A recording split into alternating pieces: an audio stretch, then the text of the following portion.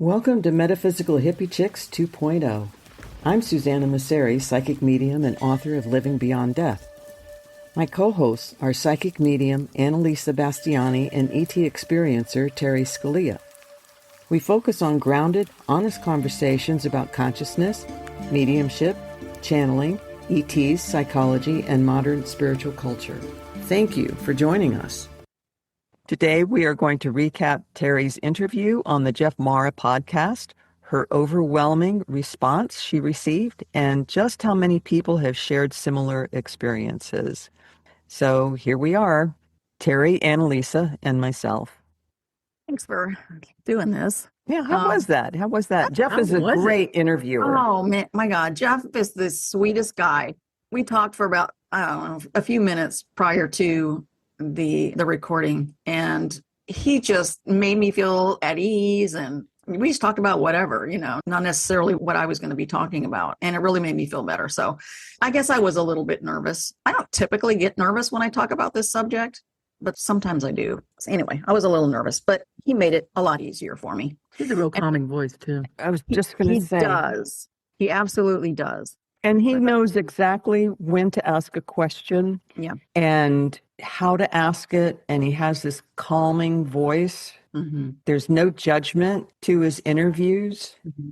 And he treats everyone as important. Mm-hmm. Yep. He respects everyone. He does. Even if he doesn't necessarily agree with you or may not agree with you, he respects everyone exactly the same and just lets them tell their story. Yeah. That's one of the things I really like about him. We had a really good time, and I was able to share not all of my experiences, but we did get into the major ones, which was great. There were a few things that after it was over, I wished I had included, but didn't even think about it. Like when I was talking about my awakening after I had my first encounter with going aboard the spacecraft with my daughter, I was talking about what had transpired after that, with how they had jump-started me and the things that had started happening, like my out-of-body experiences and things like that. And the major thing that happened that I didn't even say, which I was kicking my butt for, was the downloads that I was receiving. And it was like someone had opened a floodgate. And all of this knowledge just came pouring in all at one time. And it was just it was overwhelming. And this was going on for like hours during the day. And I didn't understand what was going on. I really thought at that point that I was losing my mind. I really thought that I was going to have to go to the hospital or something, because just all of this information of not necessarily who I was as an ET, but who I was as a human being and why I came here. Not just me, but everybody. Why we're all here. What is this whole thing about? All of that knowledge came just pouring in. And after it kind of subsided, I went to a bookstore and bought a book called Out on a Limb by Shirley MacLaine. Mm-hmm. And I was just trying to absorb as much information as I possibly could. I was like a sponge. I couldn't get enough information. And I started reading this book. And the weirdest thing about reading that book was, now keep in mind, I was brand new to all this stuff. I wasn't into metaphysics at all. I was completely clueless about this stuff. And I'm reading this book, and she's talking about all of her metaphysical experiences. And it wasn't like I was learning something new. The feeling that I got was, oh, I know that. Oh, I remember that. Oh, yeah, that's right. Like I was remembering everything versus, oh, wow, that's really interesting. That's really cool. I never heard that before. It was so weird. And the book is it was a pretty small book, and it didn't take me long to get through it. But man, when I was done with that, I was back at the bookstore. Give me more, give me more, give me more. So that was a major thing. I was trying to think of all the different things that had happened to me when I started having my awakening. That was a major thing. And I didn't even say it on there. I completely forgot it, because I remember being, I know there's more. My mind just kind of went blank. I got a shout out to Shirley MacLaine, because she was fodder for a lot of late night humor when that book came out. And I think she brought a lot of people to the realization that they're having metaphysical experiences. That's my personal opinion on it, because I remember seeing her and her trying to talk about what chakras were, and then them not letting her get through a sentence because people were laughing. And it's like, that was a brave woman to put that out there, that she had these experiences and she was sharing what she went through. She was instrumental in bringing this to everyone. Mm-hmm. And she caught a lot of flack for that. She was made fun of in Yeah. so Stay in many your different lane. You're an ways. actor, that kind of Oh, thing. wow. That makes me sad. I was not aware of that she had gone through all of that. That's really sad. Yeah. But the same thing happened to me after my interview with Jeff. I got off and it was like, oh, shoot, I forgot to tell him this. I forgot to say this. Oh, yeah. Yeah, that was a major one that I missed talking about. But I think the interview went really well. I was a little more animated than I wanted to be. Why? My hands flying all over the place. It's not me if my hands are flying. I'm so passionate about this. Good. When I start talking about it, my whole body just fills with energy and I just start talking fast and my hands are going like this and I just get so crazy. After he posted it and the comments started coming in and I started reading the comments, people were so kind, so sweet. They were so understanding. They were so, it really did my heart good to read those because they were so loving and kind. There was a couple of people that said something about, one person said something, I was all in until she started talking about politics. And I never talked about politics. Weird. I didn't talk about what they want to politics. hear. I talked about how the system doesn't work. It's kind of fallen apart because we have to rebuild it and make it something better. That's not politics. Yeah, I didn't quite understand where that came from, but compared to what everyone else was saying, I mean, everyone else was very, very accepting and loving. And what made me cry, there was a lady who said, I wonder if her husband, because I talked about my ex-husband during this, I wonder if her husband and her friends and her children or something have been supportive of her throughout all of this. And I was going through the comments and I was commenting, I was replying back to some of the comments. Nice. And I went to reply to this lady and let her know that my family does support me. And I saw my daughter had replied to her. Oh, I know. And she said, she's my mom and I adore her. Oh, with a heart. I know. I just got all teary-eyed. And I'm like, oh my gosh. Now my kids support me. They have always supported me, but no one has ever supported me in a public forum. Wow. And that was just really super huge. Wow. I mean, all my kids have watched it. All my kids had just thought it was really, really good. I mean, they've heard all the stories before, right? I've told them the stories since they were young. This is what happened to me. And I'm not going to say they all believe what I believe.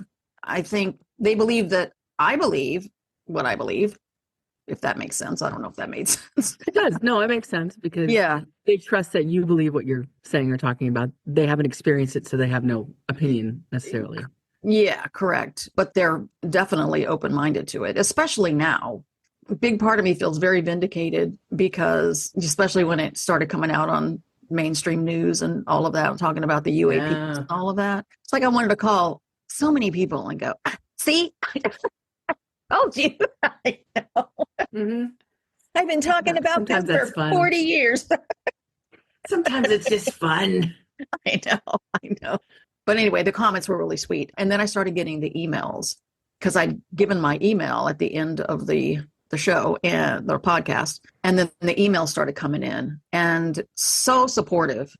I got an email from Zimbabwe. I got an email from France and Thailand, UK, and then a lot of people in the United States. And they want to share their stories. People just want someone to listen to them. Yeah. They just want to. Yes, they want to tell their stories. So I felt really honored that so many people shared their experiences with me. That's just priceless. We are disclosure. We are making this disclosure happen, one person at a time. And if everyone can get out there and I know it's hard because it was hard for me, especially back in the 80s when that kind of thing was, you're crazy. You're a tinfoil hat wearing crazy person. Mm-hmm. Mm-hmm. I think the first time I shared my story, Sue, was at your house. Mm-hmm. I know you shared it with Tom over the phone. And he asked me if I would come and share it at your meetup group, right? Yeah, I think so.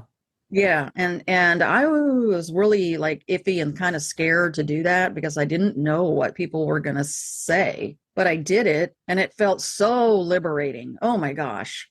I just felt so much better to get that off my, not that I hadn't talked about it before.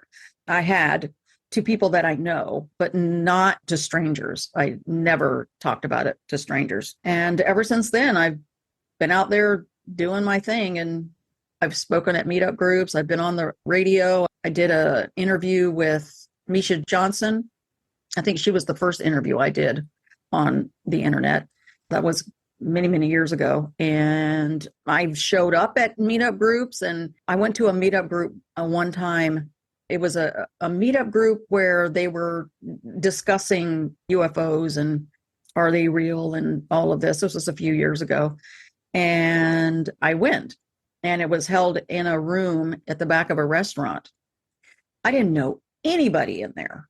Not one person did I know in that whole room. And there's probably 25, 30, maybe 40 people in there. And while we were waiting for it to get started, we were just kind of all chatting amongst ourselves at the tables we were sitting at. And I had mentioned to one of the people there that I had had an experience. And next thing you know, I'm like given the floor. And now I'm standing in front of all these people. And it was so weird because I stood up there in front of all of these people and everybody's staring at me. And I started to feel nervous. And then all of a sudden, I felt this warmness go through me. And it was like, everything's okay. And I just started talking. And I told them this and I told them that. I told them not every story, but I told them a lot of the stuff that had happened to me. And then afterwards, the hands are flying up. People had tons of questions. And I remember one of the, bless his heart, this older gentleman, I want to say he was probably in his late 60s. Oh God, I'm in my late 60s. I'm like, wait a minute, old? Anyway, he was Speak for yourself.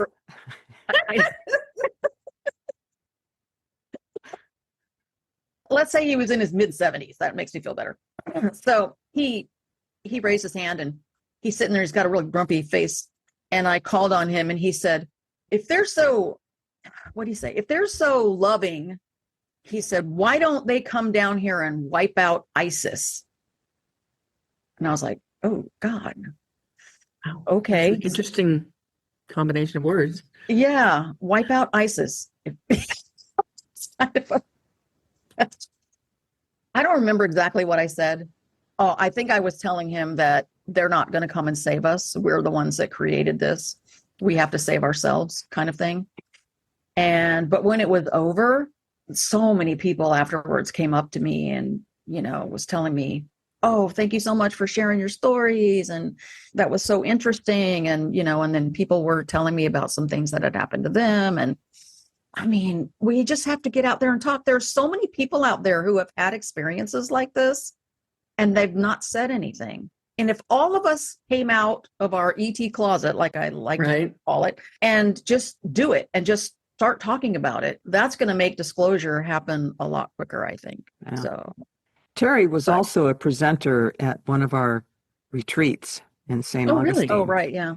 And I remember you also had read something that you did with automatic writing, and it was so beautiful. I was doing automatic writing, and I haven't done automatic writing in quite some time. I did get some really good messages, very loving, very positive messages. I should start doing that. I should start doing all of this stuff again. I keep saying that to myself. How many hours in a day? Yeah. I don't know why I'm holding back. It'll be time. When it's time, it'll hit you. Yeah. I'm getting that your dad has, now many ETs are our guides. Mm-hmm. And what I'm picking up is that your dad has been in communication with the guide ETs. He has met this guide of yours, and you guys are part of the same ET family, but your dad is also part of another race also. Really? I'm trying to pick up on what and where. This is really kind of strange. The guide that I'm picking up for you, and he's been a lifetime guide. Not everybody has a lifetime guide. which goes against what a lot of people believe, that he's from a race, a really obscure race that people are not focused on. It's not like the races that we're familiar with. This is a very obscure race. They're very private. It's like they don't want to make a presence here, that their goal is to reach certain individuals to work with them on an energetic and telepathic way. They're extremely evolved, very highly evolved, very adept with technology, their type of technology, and the way that they've grown and evolved. They are in touch with emotions, but their emotions are not subdued, but they're kept in, even not kept in check, because then that implies that their emotions can get wild. They don't need the emotions. They have the emotions, but they are more understood as part of their consciousness and not the whole consciousness. It's not like us. We are run by our emotions. This is basically an emotional universe, and we are emotional beings. We're very reactionary with our emotions, and they're not. They have learned to keep the emotions as part of their consciousness. They're not run by the emotions at all. I'm also feeling my dad coming through, because I was thinking of him before when we were talking about both of your dads, and I was wondering, where's my dad in all of this? Is he social? You know? And so I'm feeling my dad around. But to get back to the ET that is specifically working with you, Terry? Is that the guy that showed up in my bedroom that night? Yeah, and it was the same one when I was talking to you on the phone when I was in the doctor's office in the waiting room. Oh, right. That showed up. And I think I said it was the same one, and that was your guide. That is the one. Tell him to come back. That guy brings hope. Like I've been saying for years, they're just waiting for you. Jeff said something really interesting during that interview or that podcast. He said, do you think maybe when you leave this earth, you will wake up back in the body that's on the spaceship as the Pleiadian, and then that Pleiadian would come down to earth and be part of that whole disclosure thing? When he said that, I was like, oh my gosh, Really cool that question. would be so cool if that Pleiadian would be part of the groups that are going to come here and make themselves known. I want that to happen. That would be really awesome. That's interesting that it's triggered something in you, that it sparked something. As soon as he said it, I went, ooh, my eyes went up, and it's like, do you really believe that's going to happen? What? That they're going to come down here and say, here we are? Well, I don't think it's going to be, I think they will come here. I don't know how they're going to do that, but I do believe they're going to do that. And I don't know which races are going to do that. I tend to think it's going to be the Pleiadians are going to be part of that. And they're going to, first of all, we have to get acclimated to the whole idea that they're right. Can't believe we're still working on, are they real or not? But it's going to take a little bit of time for us to be ready to have that one-on-one contact. Yeah, I think it's going to be a very long time. I do too. Several hundred of years. We've got so much technology that can fool us in other ways. I think it's going to be hard for people to decide what's what. Yeah.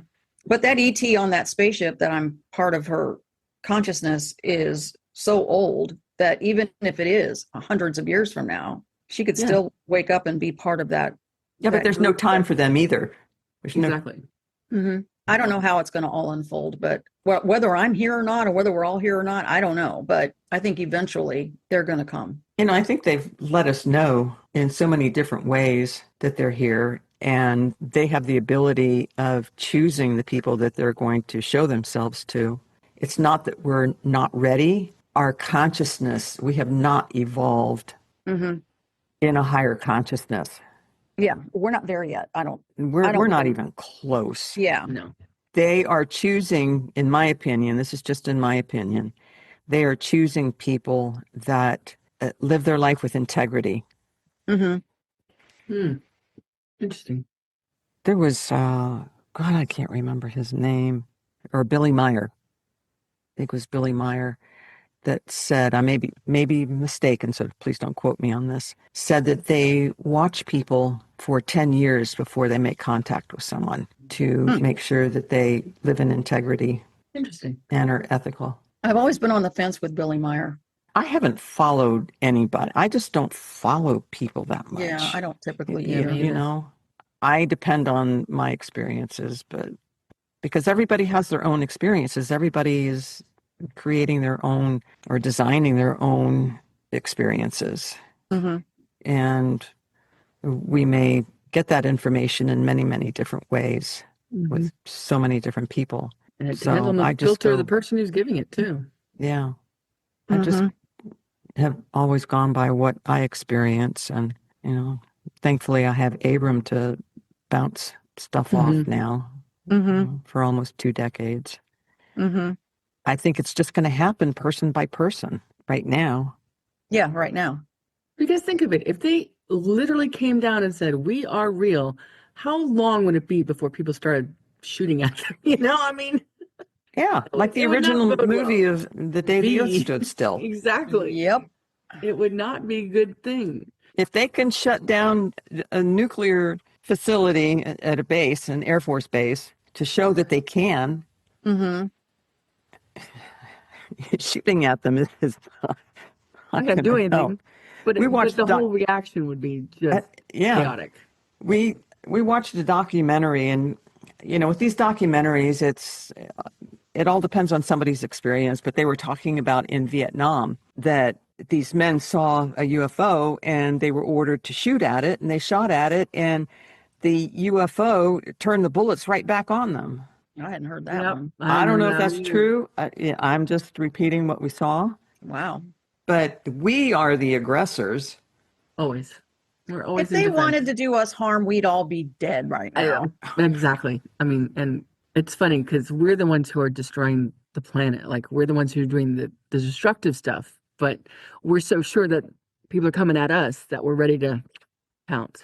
It's the way we've always done things. If they wanted to enslave us, they would have already done it. Yeah. Just to say we aren't already. Well, We yeah, just don't know to it. some degree. I have this really, I don't want to say feeling more, I guess, feeling that the government is going to do this false flag thing. Yeah. And that really, I hope they don't, but I have a fear that they will. And that's going to cause more people to be afraid of them, which is the whole purpose of it. Well, that would be a great distraction technique. Yeah. Well, It's worked before. we've got so many distractions going on right now. It ain't funny all at the same time. It's like, what do I look at? What do I, what's going on in this what's going on in this thing, whatever. It's insane. I listened to this woman who's animal communicator, and she talks to a lot of cats, and cats, to her surprise, have been the ones that can go jump dimensions, that know things that are going on metaphysically, that are not just cute little fuzzy pets. And so I've been listening because it just fascinates me. And they're like so blasé about it. When she talks about it, they're like, yeah, you've destroyed this planet several times and you've rebuilt it several times. It'll happen again. It's just Tuesday. It's But it not, makes it's not just that is cats. true. The animal consciousness is so far ahead of Far human advanced. consciousness. far advanced. Yeah, I agree. We think we're the ones on the top Oh, of the. bless our hearts. Yeah, I know. It's the arrogance of us as humans, I guess. I don't know. We just have to take it one day at a time, guys. Yeah, Just one day at a time, that's all and you just can do. try to get through this. Stay in the present. I mean, as much as we like to say we can kind of see the future, whatever gifts people have for that, I don't really like to do that because the future is something you create as you're going, in my opinion. That's true. I agree with that. What I keep trying to tell myself to try to stay calm is we are going through a very historical moment. And the fact that we are here to live through it ourselves is pretty miraculous. You're And getting told it's a gift. I was just going to say, I kind of want to return it sometimes. I know. It's like the white elephant gift, right? You're just trying yeah. something else. Try Yeah. it. Like the fruitcake you get every Christmas. Yeah. Fruitcake is so It's a gross. great doorstop. of all things. Just pass it around. Pass it around. Oh, yeah, I know. But this is a pretty interesting time. And I feel really blessed and honored to be able to experience this. That's what I came here for. I came here to experience this. I think so. I think I did too. And We all did. yeah, I think that there are many times in my life when I was studying history in school, even going, what would I have done during Nazi Germany time? What would I have done? Yes. And now we're given the Guess what? opportunity. Yeah. What are you doing? Yes. That's really good, Annalisa. I like that. If we could think about what happened in the time of the World War II with the Hitler and all of that. Yeah. And we judge the people who stayed silent. We do. And we go, why can you just let this happen right in front of your face and not do anything? We are in that position right now. Not quite as bad. We are in a position right now where we need to speak up and let people know that this is not good. Mm-hmm. And I think now I believe people when they said we didn't know that was really happening. We were told something else. Hindsight being 2020, you're like, how could you not see that? How could you not smell the crematoriums? How could you not see the detention camps? Well, think about the people right now who are not seeing. Mm-hmm. There's millions of them that are just walking around going, oh yeah, this is normal, and everything's great, and everything's going to be fine, and everything's going to be fixed, and we're going to have all this money and or misinformation. Yeah, I'm sure there were people in World War II that see the truth just like we can see the truth. I don't know. And still have to stay protected in some way, not to be so much of the squeaky wheel that you get eliminated. Yeah. Mm-hmm. Until we evolve and raise our consciousness, history is going to repeat itself just in different forms. Yeah. Yep. We're just going to keep doing this and doing this and doing this and doing this. At some point, when do we say this is enough? We're tired of this hamster wheel.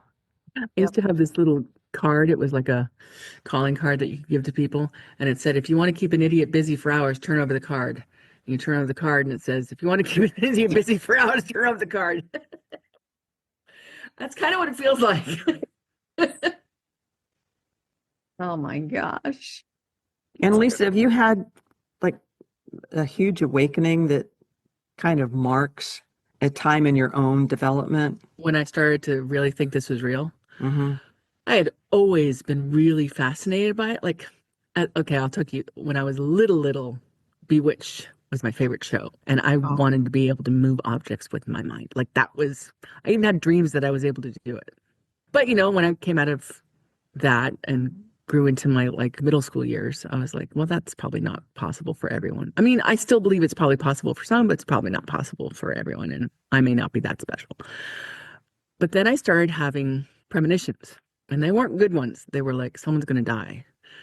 And I'd be right. And that started to scare me. And I was like, I don't like this. I don't want this gift. So I can point to 3 times in my life where I said, I don't want this gift. And the third time, I was literally in my head, I could hear, this is the last time.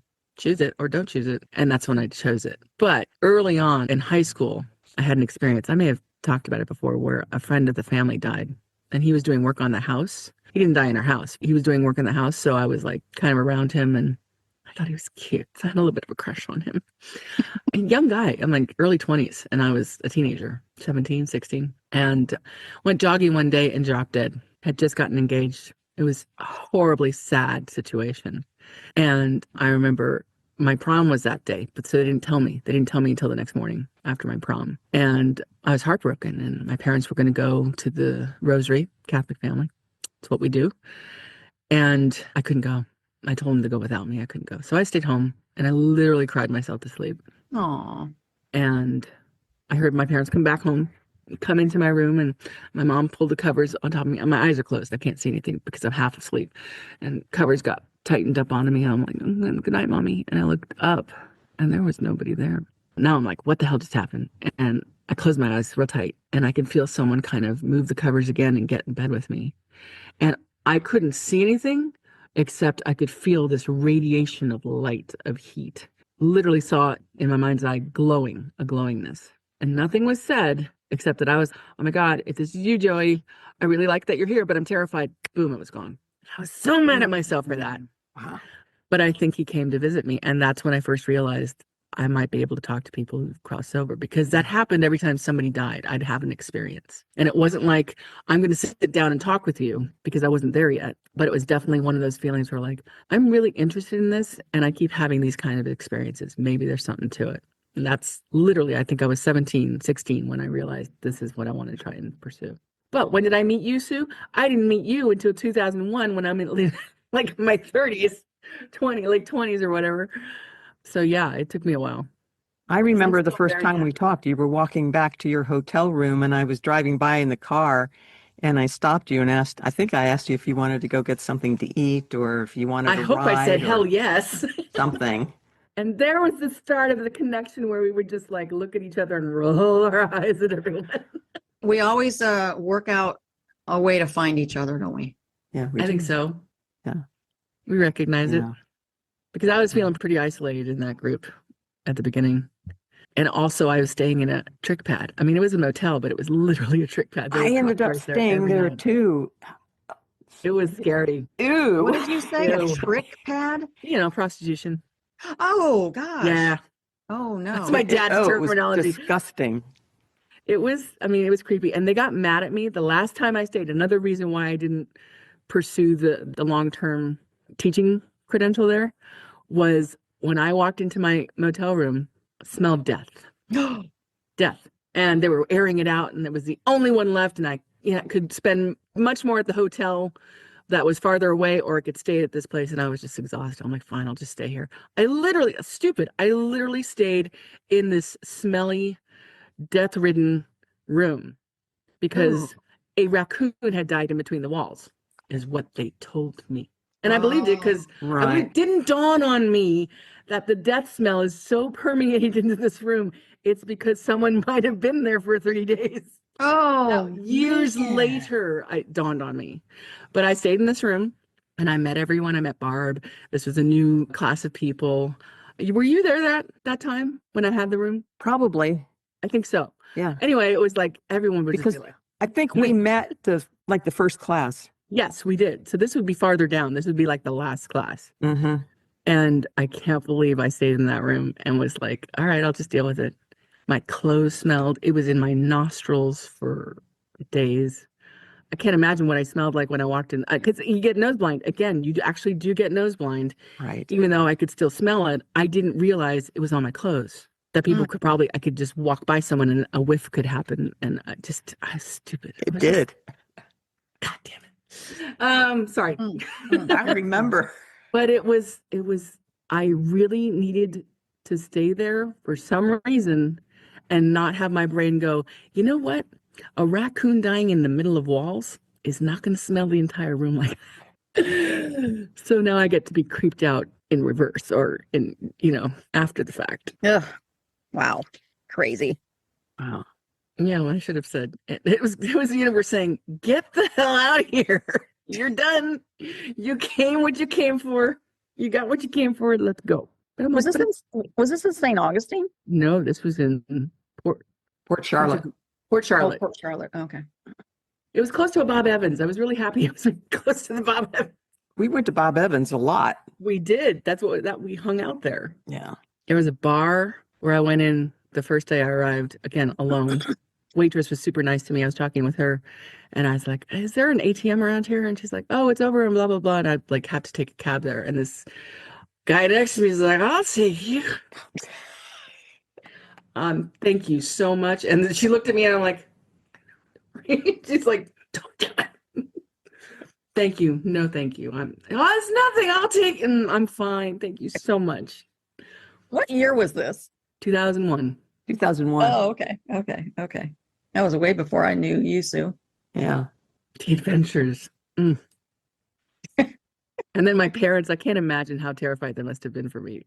Because I'd tell these stories and they'd be like, so glad I didn't know that while you were there. What about your family, Annalisa? Do they support you in all of this that you do? 100%. Now, here's the funny thing. My dad may not have believed in anything I was talking about, but, he had his Catholic beliefs, which had room for some paranormal stuff. But he was like, I don't know. I don't know. I haven't seen it, touched it. It's not really real. Fine. But when I had to get my hands fingerprinted and sign up for in San Francisco or California, you have to have like what did they call it? You have to go through the police to get verified to be a psychic. Like they call it a fortune teller Really? license. Okay. So I had to get one of those. And he took me through the process all with him through his friends going, Marty, really? This is going on? It's my daughter. He stood by me and didn't bat an eye. Wow. Now, in other parts of the family, my grandmother was psychic. She wouldn't have called herself that, but she had people coming to her all the time. But as a Catholic woman, she wouldn't call it that. So I learned stuff from her. That's on my mom's side. And then I found out later that my aunt, my dad's sister, when she was a little girl, her grandmother, my great grandmother, would take her to the Italian psychic. And she had this experience where, you know, like this is what Nonna did all the time. She would go to this woman, this Italian woman, and get these. I would sit in the parlor and she would go behind the beaded curtain and have these conversations with this woman. So it was in my family, sort of. And so they were pretty supportive. Yeah, I mean, if I had said I'm leaving home to do this solely, they would have questioned it, obviously. But in terms of me developing, no, they were totally cool with it. I'm That's very awesome. grateful. Very grateful. I hear a lot about these types of things run in families. I don't remember hearing anybody in my family saying, of course, well, that's probably because I don't talk to anybody in my family about it, really. But that's it. I think a lot of mean- this was shoved under a lot of carpets, Yeah. too. Two of my sisters are aware. One of them is, I don't believe she's aware. She may be aware if somebody else has told her. I mean, I may have many, many years ago, but it's not something that we talk about. And she's actually going to be here next week for a few days. And she doesn't know about the podcast. She doesn't know about what I do. She doesn't know about any of that stuff. She's in for a surprise. Yeah. So I'm going to tell her and see what she says. She doesn't even know that she was sitting behind me or sitting beside me on the plane that day when I saw that UFO out the window. Oh, She was reading a book when it happened. And I saw it, and, you know, it was only a few seconds and it was gone. And then I looked at her and she's reading her book. And I'm like, do I say something to her? And I went, nah, probably not. So I'm gonna tell her that. I'm gonna tell her that story. I love that because maybe she has a different knowledge of that. And even if she doesn't, that was for you anyway. That was just for you. Yeah. I think that she's had some paranormal type experiences growing up, but she's the only one, I think, out of, well, there's 7 of us kids. And then I don't know about grandparents because I wasn't close to any of my grandparents growing up because we moved so much that I didn't really know them too well. But as far as I know, there's never been anybody in my family that's had some kind of an ET experience. I know that my dad told us this story, but about when he was a child, they were migrant farm workers and they would travel. Their home base was in Texas, I believe, and they would travel around the United States and do farming and picking whatever, vegetables and whatnot. And I believe he said that they were staying at a little cabin or something on some property of the place where they were picking vegetables and whatnot. And his mother woke him up in the middle of the night and asked him to come to the window and look outside. And he looked outside the window and there was a field and there was a very large round ring of lights that were just going around. And my grandmother said to him something about the witches are dancing tonight or something like that. Ooh. And I've often wondered if that might have been a UFO that was sitting on the ground with the lights around it. So I don't know. Interesting. I've often wondered if that's really what that was. But I found it interesting that his mother would tell him that the witches were dancing. Witches are dancing. Yeah, around. She probably knew exactly what it was. Maybe. I mean, there's a whole group of elementals that are on close to us, but not close to us, so they can kind of dart in and out of our dimension. Why wouldn't UFOs do the same? Yeah, there's so much that we don't know. Oh my gosh, it's like a head of a pin, you know, that knowledge that we have compared to a freaking ocean of pins, you know? Yeah, we come down here stupid on purpose. Yeah, we do. We come down here stupid and then we learn. We learn Mhm. about it. Mhm. We come here to learn stuff. Not learn like lessons, but No, yeah, I think experience. it's we the come down here to playground. experience. Yeah. Okay, what if I blindfolded you and sent you in a circle? What would you be able to learn? I mean, literally, it's that game. Marco! Oh my gosh, you guys are crazy. You're just figuring this out, Terry. No. I wanted to give a shout out to everyone that sent you an email, Oh yeah. followed us on Facebook. Mm-hmm. Now, there's 2 Facebook pages. It doesn't matter which one you go to.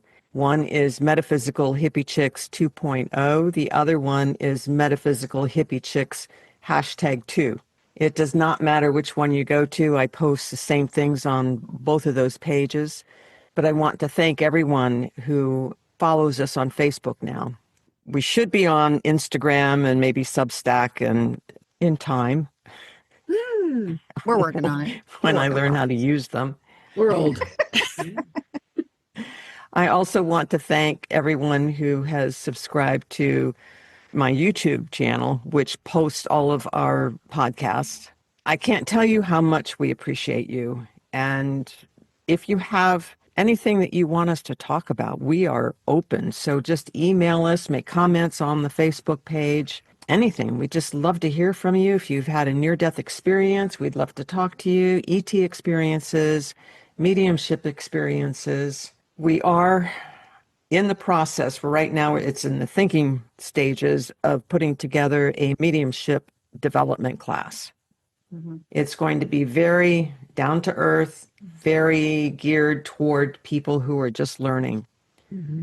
So we are going to have that put together. We're going to make it fun and informative. And do you guys have anything else to talk about?